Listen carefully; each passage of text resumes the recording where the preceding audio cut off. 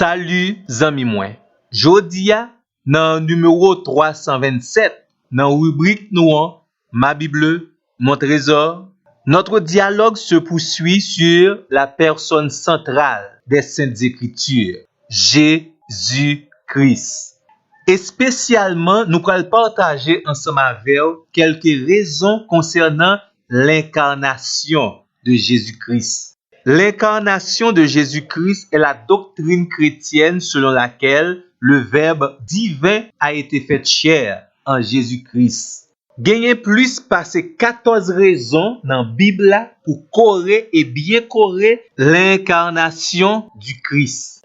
Selon l'évangile de Jean, chapitre 1er, verset 14, nous lisons: Le Verbe divin a été fait chair et il a habité parmi nous. Bon, nous connaissons déjà que Dieu ne fait jamais rien sans raison. Bien que certaines fois, cette raison divine dépasse notre entendement humain. L'une des raisons de l'incarnation de Christ est pour nous révéler le Dieu invisible. Verbe révéler signifie faire connaître, faire savoir ce qui était inconnu. Et très justement, personne n'a jamais vu Dieu, le Père. C'est pourquoi Jésus-Christ, le Fils unique, l'a fait connaître aux hommes. Texte de référence, Jean 1er, verset 18. Yon bonjour, yon disciple Jésus, Philippe te posé la question: Seigneur, montre-nous le Père. Dans Jean 14, verset 9, Jésus te répondit: Il y a si longtemps que je suis avec vous et tu ne m'as pas connu. Celui qui m'a vu a vu le Père. Et comment dis-tu, montre-nous le Père?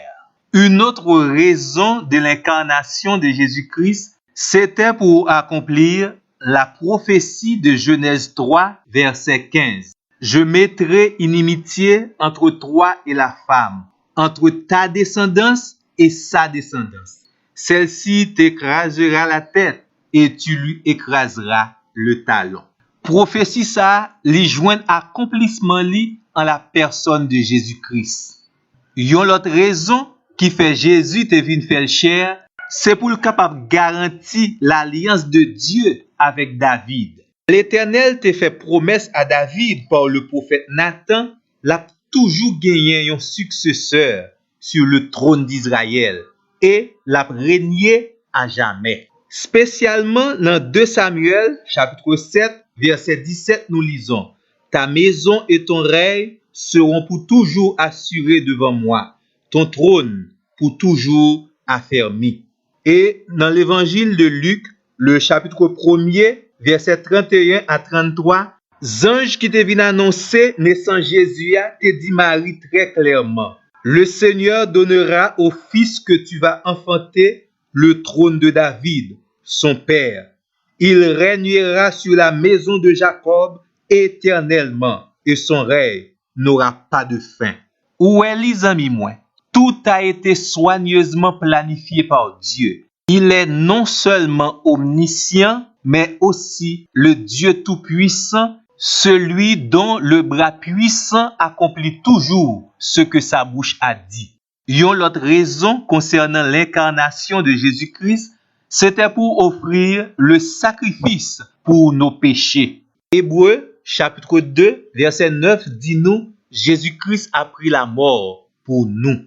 Hébreux 10, verset 4 et 5 montrait non seulement la qualité du sacrifice de Christ à la croix, mais également les effets positifs de ce sacrifice pour le pardon de nos péchés.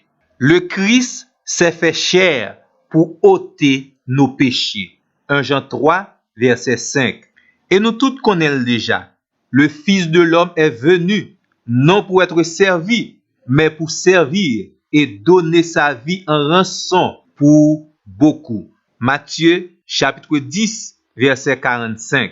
1 Corinthiens 15, verset 3 dit nous ça. Il est venu pour le pardon de nos péchés. Et qui ça lui fait? Il accomplit les Écritures en offrant sa vie en sacrifice pour les péchés des hommes. Ainsi, le Seigneur Jésus-Christ s'est incarné pour que nous capables de joindre la réconciliation avec Dieu, son Père. Ou capable de lire 2 Corinthiens, chapitre 5, verset 19, Hébreux, chapitre 2, verset 17, 1 Timothée, chapitre 2, verset 5 et verset 6. N'a pris une petite pause, mais dans le prochain numéro, n'a avancé pour vous-même d'autres raisons concernant l'incarnation de Christ. En attendant, nous disons merci parce que vous avez attendu nous.